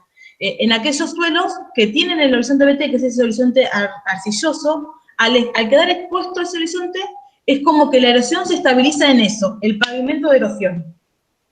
Sí, bueno, Entonces, eso está clarísimo. El punto es cómo eso influye sobre la ecología de las distintas especies que están allí en esas comunidades, determinando cambios o respuestas ecológicas. bueno, en el caso de estos pavimentos de erosión, obviamente que son impedimentos físicos para la instalación de las gramíneas, y por lo tanto, Nardophyllum umbroide tiene una raíz pivotante y que explora hacia los laterales, entonces puede penetrar y seguir permaneciendo en este sistema duro de arcillas, y Festuca gracilima pierde los sitios seguros donde estaba, entonces es una planta que se reproduce por división de manera asexual, no por semilla. Sí, vos fíjate que seguís eludiendo una cosa que me parece fundamental a mí, es decir, Sí. seguís eludiendo, no sé, digamos, no lo pones en juego, que es que estamos hablando de un sistema desértico en donde pensamos que uno de los controles principales de la respuesta a la vegetación es el contenido de agua del suelo. Y en ningún caso, dentro de tu nueva explicación, entra el tema de que la erosión estaría determinando la capacidad de retención, digamos, de agua del suelo, pero eso no lo has mencionado. Estás hablando de que hay un proceso ecológico, que la germinación, etcétera. Textura, sí. Sí, entonces ese me parece que es un punto por ahí que te quería llamar la atención. Sí. Entonces, la pregunta asociada a eso sería, ¿vos hiciste algún intento de calcular, por ejemplo, un balance hidrológico, estos de Sornwine, medio rápido, para ver cuál es esa disminución de la capacidad de retención o de perfil explorable, como quieras llamarlo, y cuál es el impacto que tiene? ¿Por qué? Porque en general nos quedamos, los ecólogos y los edafólogos, digamos, la gente que estudia la naturaleza, nos quedamos muy tranquilos cuando tenemos diferencias estadísticamente significativas. Sí. Pero a mí me parece que lo más importante es ver si las diferencias son ecológicamente significativas. Entonces, una diferencia por ahí de 2 o 3 o 10 centímetros, suponete, en el perfil del suelo, ¿cuánto afecta eso la capacidad de retención de agua? Sí, en realidad, mira, te cuento, como le dije, el entretelón. Nuestra tesis en realidad no solamente inicialmente pretendía evaluar erosión eólica, sino también evaluar erosión hídrica. Y dentro de estas medidas estaba el tema de la infiltración, la cosa que no nos dio el tiempo, sinceramente.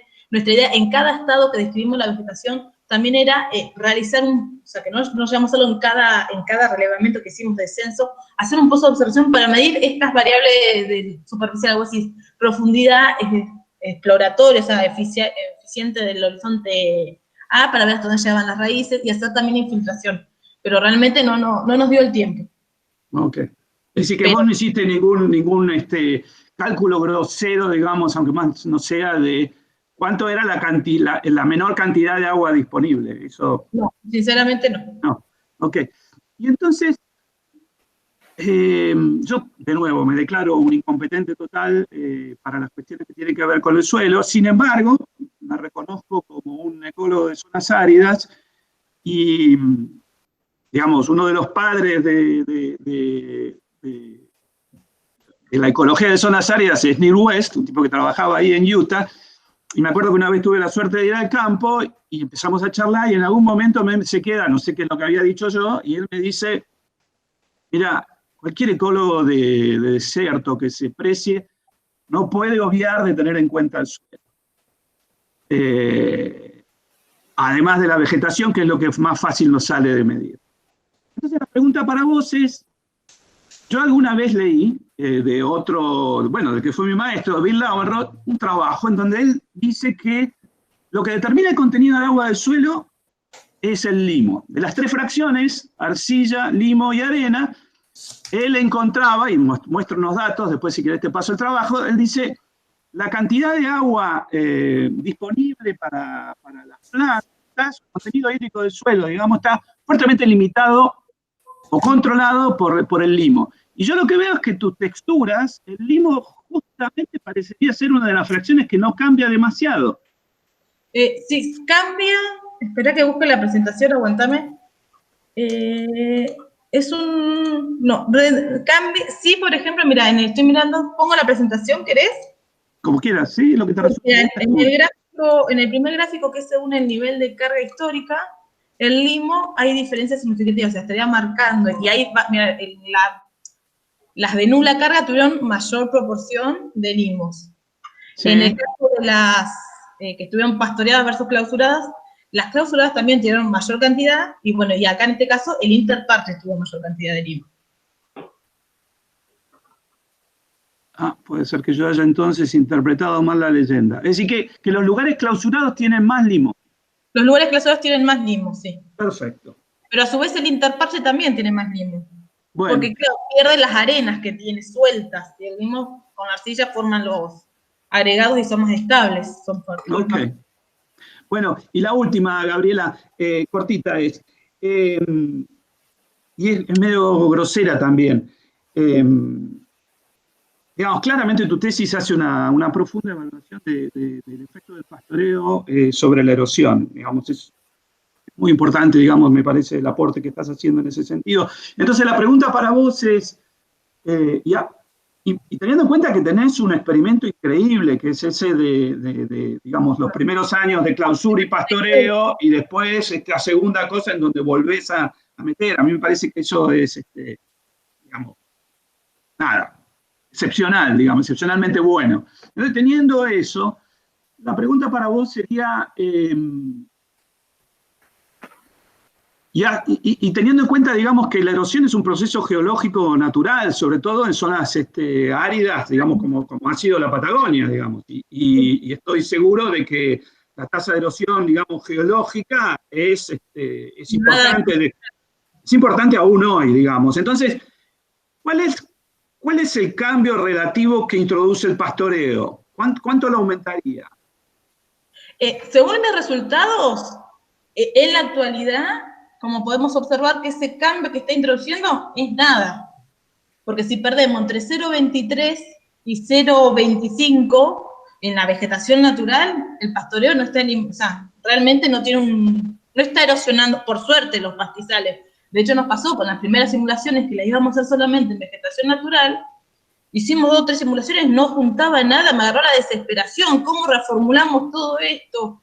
Bueno, llamé a Juan Cruz Colazo de San Luis, a Gabriel que no había ido al campo, ¿qué hacemos? Y bueno, gracias a Dios no se está volando, entonces la diferencia sería muy baja. Lo que sí observamos que con al eliminar la vegetación completa, las pérdidas ahí sí comienzan a ser significativas, lo que significa que cambios en el uso del suelo en Patagonia, o al menos en el sur de Santa Cruz, como por ejemplo lo generan las petroleras, está bien, son áreas puntuales, pero si vos ves un mapa en un Google, observas todos los puntos que tiene Patagonia. Entonces, en esos casos intensivos de utilización, o se hacen también pasturas, se están comenzando a utilizar mucho, ahí sí habría una gran pérdida de suelo. Pero con el pastoreo, y a su vez lo que nosotros llegamos también en la conclusión en la tesis, es como que la erosión, es eso, que la erosión eólica en la estepa amazónica seca no es un proceso lineal, que sí, más, sino que más vale actúa con umbrales. Entonces, suponemos que actúa como con pulsos, es decir, una gran presión de alguna actividad, nosotros suponemos que en el pasado, en la intensificación de ovina al inicio de la producción, generó un gran pulso de pérdidas de suelo, y en la actualidad solamente es como que ya se perdió lo que había para perder. Y en la actualidad estamos viendo simplemente, no sé si es tan simplemente, pero bueno, una redistribución a esta escala de parche-interparche, donde no hay pérdidas fuera del sistema, sino que es más vale, está controlado por el microrelieve. O sea, por eso no hay grandes pérdidas, y dentro, como me preguntabas vos, en realidad, dentro de la erosión, lo que estamos viendo antrópicamente con nuestro tratamiento y en la actualidad es que es muy baja en realidad las pérdidas. Listo, yo tengo una, pero la hacemos después, que empiece Silvia de nuevo. Bueno, abrimos el juego al resto. Sí, si quiere Martín hacer la última pregunta, no hay problema. Sí, yo por mí está bien, por ahora. Perfecto. Bueno, entonces la última es, ahora en tu presentación me volvió a ocurrir lo mismo que me había pasado cuando leí tu tesis, y es que ese último capítulo realmente es muy importante, digamos, pero digamos, tiene una cantidad de información muy grande. Entonces la pregunta para vos es cómo pensás publicar los resultados de ese capítulo. Digamos, si has pensado cómo vas a organizar las publicaciones, ¿vas a hacer una sola? ¿Vas a hacer varias? ¿Cómo lo dividirías esa información, etcétera, etcétera? Bueno, me olvidé decirlo por querer decir todo, que el mapa de suelos se está por publicar en la Ecología Austral. O sea, el promodelo de estados de extensiones propuesto y el mapa de vegetación en la revista Ecología Austral. Y ahí presentamos el modelo de estados con sus transiciones. Bueno, después para el Congreso de Suelo, que va a ser ahora en octubre, que también va a ser virtual, hicimos 2 presentaciones muy chiquititas en las que relacionamos el suelo con la vegetación, que la idea es después extenderlo y presentarlo en alguna revista internacional, y también una muy chiquitita comparando los sedimentos generados en la vegetación natural y el agregado de suelo, o sea, cuánto retiene la vegetación, para darle importancia a eso. Lo importante es que es conservar los pastizales. Y bueno, y después el mapa de suelos también, pero el mapa puro, o sea, con sus unidades cartográficas, que también fue parte de la tesis, está publicado en el INTA Castelar, como una publicación virtual también.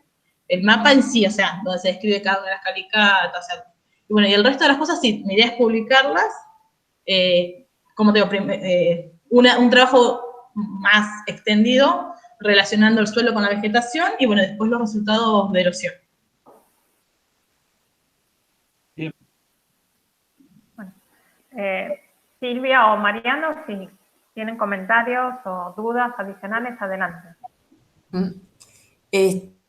No, bueno, respecto a lo que le comentabas a Martín, es cierto que en la Patagonia es poco lo que se erosiona, probablemente porque gran parte de lo que había para erosionarse ya se ha erosionado, y sí, coincido, yo obtuve resultados muy parecidos. Claro, sí. Un cambio incluso en la hipótesis, porque en verdad había pensado que en Patagonia era justamente las 3 provincias de Patagonia iban a ser en los sitios donde más iba a recolectar material. Pero bueno, la cuestión es mantener cobertura, Claro. como manejo, eso tiene que ser prioritario para evitar justamente la erosión del suelo. Algo que no dije, que podría decirle a Martín, es que el 60% de la estepa amazónica tiene contenidos intermedios entre el 1 y el 2% de carbono. Esto posiblemente esté estabilizando el horizonte A, y por lo tanto hace que se vuele menos, pero cuando se vuela perdiste todo lo que tenía. Sí, sí. Yo tengo 2 preguntitas o aclaraciones finales, vendría a ser. Si pones la presentación que dice sedimentos netos calculados, ahí yo me perdí un poquito y a ver. Quisiera verlo de nuevo. Está. En esa sedimentos netos capturados, el experimento era en este caso, si me recordás. En este caso, la del túnel de viento. En el gráfico, para el túnel de viento, para las simulaciones de túnel de viento. Eso cuando le agregabas material. No, esto es sobre vegetación natural. Bien. Bueno, ahí va. ¿Por qué la nula vendría a ser pierde más? Perdió más.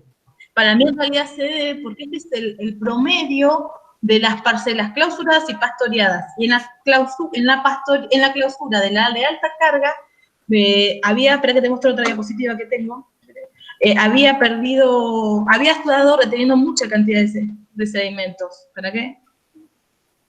Mirá. ¿Ves que acá este es el origen? O sea, el otro es como un resumen comparando con la remoción, y este por cada nivel de carga, y estuvo, mirá, casi 823 kilos creo que eran.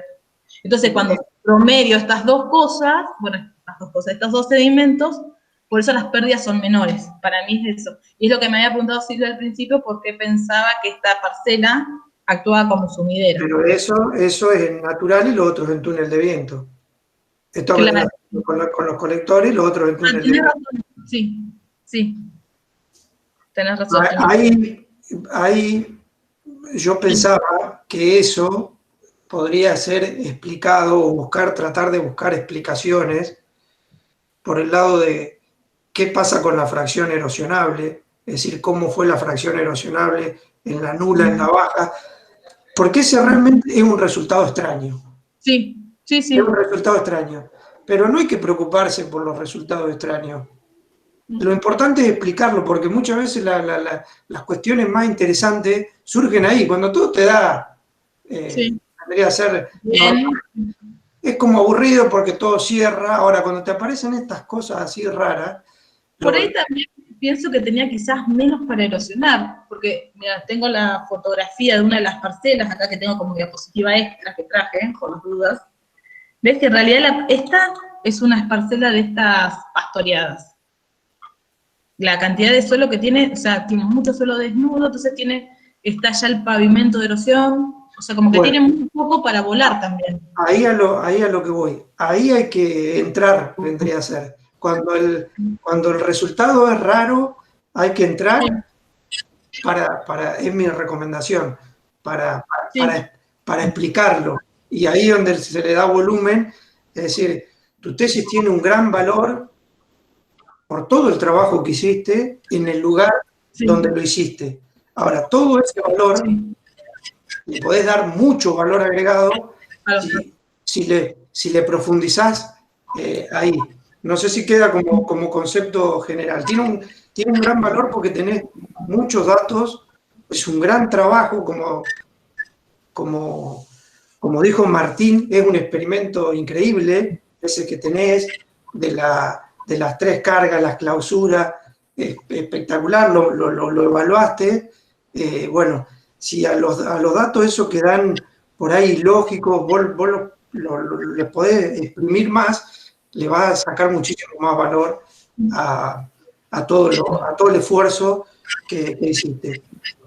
Y la última aclaración, que es una cuestión de forma, pero que te va a ayudar en el futuro si querés publicar los datos, es en cuanto a los sedimentos capturados en túnel de viento con remoción versus vegetación natural. Sí, aprobé. Bien. Hay una de las recomendaciones que te puedo dar, una devolución que te puedo dar. Creo que lo que se podría hacer, todo esto me surge, ya te digo, de ver la tesis por segunda vez. Sí. Es sacar la vegetación natural de la escala logarítmica. Sí. Porque vos le pusiste la escala logarítmica para graficar tanto la remoción como la vegetación en el mismo eje Y. Sí. Y eso no te deja ver las grandes diferencias que hay entre remoción con alta, baja y nula, que ahí sí da bastante lógico. Sí. Vos fijate que tenés 56.000 versus 10.000. Sí. Y eso las barras no se aprecia porque está en la escala logarítmica. Entonces habría que hacer 2 escalas, una escala logarítmica para la remoción, una escala, perdón, común para la remoción y un eje Y adicional a la derecha para la vegetación. Porque los dos están vendría a ser, son lo mismo, pero están como en distintas escalas. Uno varía entre los 100 y los 1000 y el otro entre los 10.000 y los 50.000. Y para meterlos todos juntos tuviste que hacer escala logarítmica, ahí se pierde lo visual de las diferencias que tenés en la remoción. Que como dijo Silvia, ahí habría que también revisar un poquitito el análisis estadístico, porque de solo ver las barras de error en los 10.000 y en los 56.000, da toda la sensación de que debería haber diferencias estadísticas. Y si realmente no las hay, por ahí chequealo y quédate bien tranquila de que no hay diferencia. Y con esto, para mí, Sí. doy... Sí, puede ser, Mariano, que no haya, es la escala logarítmica, o sea que esas barritas, probablemente, si uno las hiciera a escala normal, serían distintas. Sí, sí. Sí, puede ser, pero Sí, puede ser. yo chequearía de nuevo, no hay ese resultado, Bueno. lo volvería a chequear. Creo que está. Para mí ya está. Bueno. Y bueno, aparte lo importante, Cintia, aparte es un trabajo como el que hiciste y en la Patagonia, que es un ambiente donde es más difícil trabajar, donde no hay donde no hay información. Entonces, el cúmulo de datos que tenés es muy importante, la verdad, que tenés mucha información y, bueno, y eso hace muy valiosa la tesis. Bueno, muchísimas gracias. Así que, bueno, todas estas recomendaciones para las publicaciones, probablemente... pero bueno, sin duda es un gran trabajo con mucho esfuerzo y en un ambiente donde hay muy pocos datos. Bueno. Así que eso es muy importante. Cintia, tenés que agradecer. Sí, bueno, aprovecho inicialmente... perdón, Martín, adelante.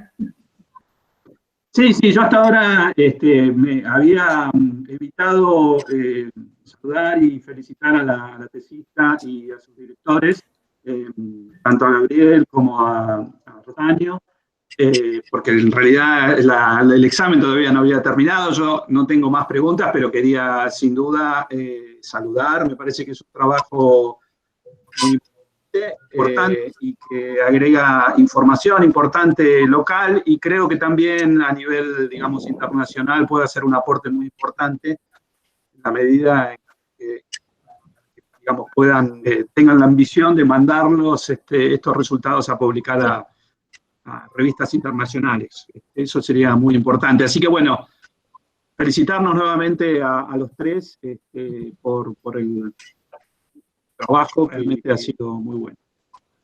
Bueno, muchísimas gracias. Bueno, también a ustedes que se tomaron el trabajo de leer la tesis, corregirla bien, puntualmente. Así que, bueno, muchas gracias.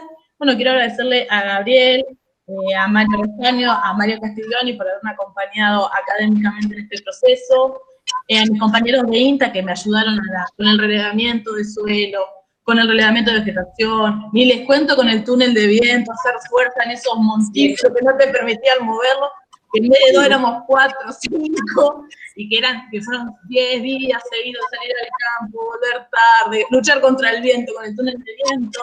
Bueno, después a Juan Cruz Colazo, que me acompañó un montón en todo este proceso también. Bueno, a Rubén Godagnone, que con sus 75 años me ayudó a hacer el relevamiento de suelo para toda la estepa amazónica seca, que también fueron 15 días intensivos. Bueno, y a mi familia, que también me estuvo acompañando. Y bueno, seguramente me voy a olvidar de alguien, pero bueno, todos fueron muy importantes en este proceso y en esta formación. Bueno, también me olvidé de Willy, que es mi director de beca dentro de INTA, que siempre estuvo apoyándome. Bueno, también a INTA, que pudo, y a la Fundación Jorge INTA, que con sus fondos económicos pudimos construir el túnel de viento, que no es nada barato. Así que bueno, 1.000.000 de gracias a todos. Bueno, de mi parte me sumo a agradecer una vez más el rol de los jurados. Remarco la presencia de Silvia Aymar, quien se desempeña en la Cátedra de Edafología y Manejo de Suelos en la Universidad Nacional de La Pampa, de Martín Aguiar, quien es docente e investigador de CONICET, desempeñándose en la Facultad de Agronomía de la Universidad de Buenos Aires y el Instituto IFEBA, y de Mariano Méndez, quien se desempeña en la Cátedra de Agrometeorología en la Universidad Nacional de La Pampa, y a la conexión de Internet, que funcionó bien y nos permitió realizar la defensa a la distancia a través de la plataforma que utilizamos a raíz de la condición de aislamiento que está vigente hoy día. Y le doy la palabra al doctor Gustavo Madoni para el cierre o comentarios finales que puedan surgir. Bueno, no, simplemente extiendo los agradecimientos que hizo Gabriela tanto al comité evaluador, que se nota que trabajaron un montón, aportándole sugerencias. Estaba mirando un poco los dictámenes y después también leyéndolos acá y escuchándolos a ustedes, cómo le incentivaban, sobre todo. Por suerte hay un montón de datos para utilizar y analizar y reanalizar. Me parece que va a hacer falta hacer unas buenas sesiones con los estadísticos que te permitan mejorar no solamente el tipo de la presentación, como te decía Mariano, sino me parece que también seguramente habrá alguna manera de analizar vinculaciones y cuestiones como te señaló Martín en el dictamen. Me parece que son muy atendibles. Es muy valiosa la información. Yo entiendo también que a nivel local es un aporte muy grande que se está haciendo y me parece que vale la pena sacarle más el jugo para posicionarlo a nivel internacional en alguna muy buena publicación, porque es muy novedosa y la metodología, mucho el trabajo que hay, y creo que vale la pena hacer el esfuerzo. Sería una excelente frutilla al postre de una tesis que tanto tiempo llevó, ¿no? Y trabajo. Bueno, Cintia, te quiero felicitar, te quiero agradecer a vos y a tus directores que te acompañaron en lo que fue tu formación. Haberlo hecho en la escuela para graduados nos alegra tener una egresada más, que es lo que siempre se festeja en estos momentos. Y bueno, agradecerle a Gabriela, que coordinó todo esto, a Carolina, que también lo coordina, a toda la escuela, que la verdad que estamos a la altura de las circunstancias en este año tan complejo. Hay un montón de tesis todas las semanas, y es una alegría que la cosa esté funcionando a pesar de, ¿no? Y nos ha permitido generar nuevas tecnologías, nuevos conocimientos, nuevas maneras de llegar, yo diría hasta más que antes de la pandemia. Así que hay que siempre sacar provecho y ver el vaso lleno de todo esto. Y bueno, sí, agradecerle al jurado, que la verdad que ha sido un jurado de lujo. Me parece que la complementariedad de las distintas disciplinas que se trataron en la tesis estuvo muy bien representado por la elección del jurado, y eso es muy bueno por la comisión de doctorado que han sugerido a ustedes como jurado, y agradecerle nuevamente que lo hayan desempeñado de tan excelente manera. Así que a todos, muchas gracias. Bueno, yo si me quisiera agradecer, vendría a ser y felicitarte a vos, Cintia, y a todo el equipo, al director y al codirector. Como te digo, uno reconoce el gran trabajo que ha hecho de campo, sobre todo, y eso es posible solamente si tenés un equipo atrás. Seguramente hay un montón de gente, así que felicitar a todos los que te estuvieron ayudando. Si bien vos estuviste seguramente tirando del carro, pero hubo mucha gente atrás que también hizo su aporte, así que felicitaciones para todo ello. Y espero que en el futuro, como dijeron anteriormente, puedas sacarle el jugo a todos esos datos que tenés y los puedas publicar en alguna revista internacional, y espero que las devoluciones que te hicimos te sean de utilidad. Bueno, muchísimas gracias. Nada más. Bueno, nos va a faltar el abrazo, Cintia, pero aparte de eso, debe ser duro hacer una defensa así online, es más difícil, obviamente, y aparte los nervios de que todo funcione. Sí. Así que bueno, felicitar a todo el grupo, a Gabriel, que no lo conocía, a Mario, y bueno, el abrazo a la distancia o un aplauso así. Muchas gracias.